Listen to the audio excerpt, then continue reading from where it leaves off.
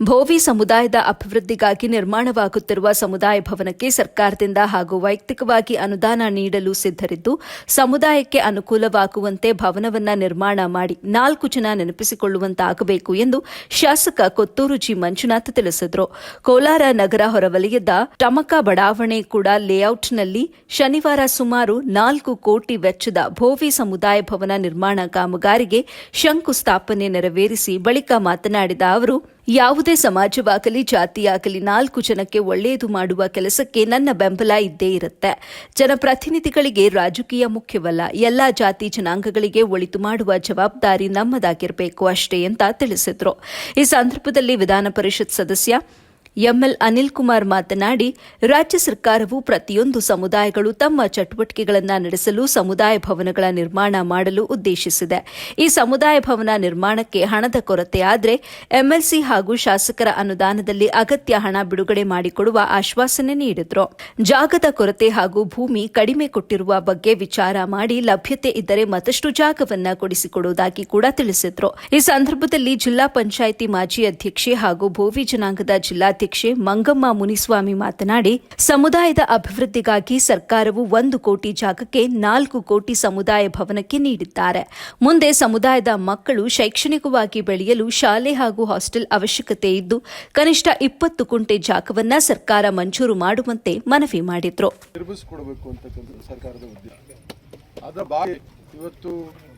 ಅಂಬೇಡ್ಕರ್ ಸಮುದಾಯ ಭವನ ಆಗಿದೆ.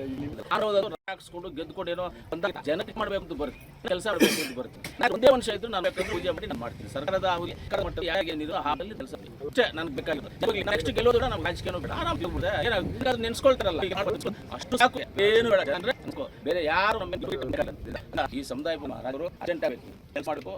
ಕೆಲಸ ಮಾಡಿ ನಿಮ್ಗೆ ಅವಧಿ ಇದ್ದಾರೆ, ಇಂದ ಮುಂದೆ ಕಂಪ್ಲೀಟ್ ಮಾಡ್ಕೊ. ನಿಮ್ಗೆ ಏನಾದ್ರು ಅವಶ್ಯಕತೆ ಇದೆ, ಏನಾದ್ರು ಅವಶ್ಯಕತೆ ಇದ್ದು ಸಮಸ್ಯೆ ವಿಷಯ ಇದೆ, ನಮ್ಮ ಲೋಕಲ್ ವೆಂಕಟೇಶನ್ ಇದ್ದಾರೆ, ಎಲ್ಲರೂ ಗಮನದವರು ಸಾಕು. ಇದ್ದಾರೆ ನಾವು ಓಡಾಟ ಕೆಲಸ ಪರಿಹಾರ ಮಾಡೋ ಕೆಲಸ ಮಾಡ್ತೀವಿ. ಆಮೇಲೆ ಸಮುದಾಯಕ್ಕೆ ಅಮೌಂಟ್ ಸಾಲ ಇದ್ರು ಅಕಾರಣ ನಾವು ಬಿಡಿಸ್ತೀವಿ.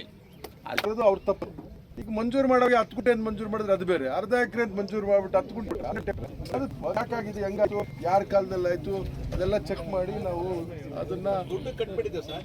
ಅದಕ್ಕೆ ಸೇರಿಸಿ ದುಡ್ಡು ಕಟ್ಟಿದ್ದೀವಿ. ಅದನ್ನ ಚೆಕ್ ಮಾಡಿಸಿ ಅದು ಸಹ ಅದನ್ನ ಕೊಡಿಸ್ಬೇಕಂತ ಪ್ರಯತ್ನ ಮಾಡಿ. ಅದ್ರ ಜೊತೆಗೆ ಇವತ್ತು 4 ಕೋಟಿ ಎಸ್ಟಿಮೇಟ್ ಸರ್ ಇವತ್ತು ಸರ್ಕಾರದಲ್ಲಿ ಸಂಪರ್ಕಿಸಿ ಏನಾದ್ರು ಅನುದಾನ ಬಿಡುಗಡೆ ಮಾಡಿಸ್ತಾರೆ. ಜವಾಬ್ದಾರಿ ಕೂಡ ಮೇಲ್ಮನೆ ಇವಾಗಲೂ ಮತ್ತೆ ಅವಕಾಶ ಕೊಟ್ಟಿದ್ದಾರಲ್ಲ ನಿಮಗೆ? ಹೌದು, ಅವಕಾಶ ಕೊಟ್ಟಿದ್ದಾರೆ. ನೋಡೋಣ, ಏನು ನಮ್ಮ ಲೀಗಲ್ ಟೀಮ್ನ ಇನ್ನೂ ಮಾತಾಡಿಲ್ಲ. ನೆನ್ನೆ ಕಾಪಿ ಸಿಕ್ಕಿರೋದು, ಅದನ್ನ ನೋಡಿ ಓದ್ಬಿಟ್ಮೇಲೆ ಅದ್ರ ಬಗ್ಗೆ ಏನಾದ್ರು ತೀರ್ಮಾನ. ರಾಜಕೀಯವಾಗಿ ನಿಮ್ಮನ್ನು ಮುಗಿಸೋಕೆ ಒಂದು ಪ್ರಯತ್ನ ಕೂಡ ಆಗ್ತಾ ಇದೆ ಅಂತ ಅದು ಮಾಮೂಲಿ. ಇವತ್ತಿಂದಲ್ಲ, 20 ವರ್ಷದಿಂದ 2008ರಿಂದ ನಡೀತಾ ಇರೋದಲ್ವ ಅದು. ರಾಜಕೀಯವಾಗಿ ಮುಗಿಸ್ಬೇಕು ಅಂತ 2008ರಿಂದ ಇವತ್ತರೆಗೂ ನಡೀತಾ ಇರೋದು ಕೆಲಸನೇ ಮುಂದಕ್ಕೂ ನಡೀತಾನೆ ಇರಲಿ. ಅದು ಅವ್ರು ನನ್ನ ರಾಜಕೀಯವಾಗಿ ಮುಗಿಸಕ್ಕೆ ನೋಡ್ತಾರೆ, ಜನ ನನ್ನ ಪರವಾಗಿರ್ತಾರೆ ಅಷ್ಟೇ. ಎರಡೇ ಡಿಫರೆನ್ಸ್. ಬೇರೆ ಕಾಂಗ್ರೆಸ್ ಪಕ್ಷದಲ್ಲಿರೋದೇ ಅದನ್ನ ಮಾಡ್ತಾರೆ, ಎಲ್ಲರೂ ಮಾಡ್ತಾರೆ. ಎಲ್ಲ ಆಲ್ ಪಾರ್ಟೀಸ್ ಲೀಡರ್ ಸೇರ್ತಾರೆ ಅದಕ್ಕೆ, ಎಲ್ಲ ಆಲ್ ಪಾರ್ಟೀಸ್ ಲೀಡರು ಗ್ಯಾಂಗ್ ಸೇರ್ತಾರೆ ಅದಕ್ಕೆ ಅಷ್ಟೇನಾ? ಸರಿ, ಥ್ಯಾಂಕ್ ಯು. ನಿಮಗೂ ಧನ್ಯವಾದಗಳು.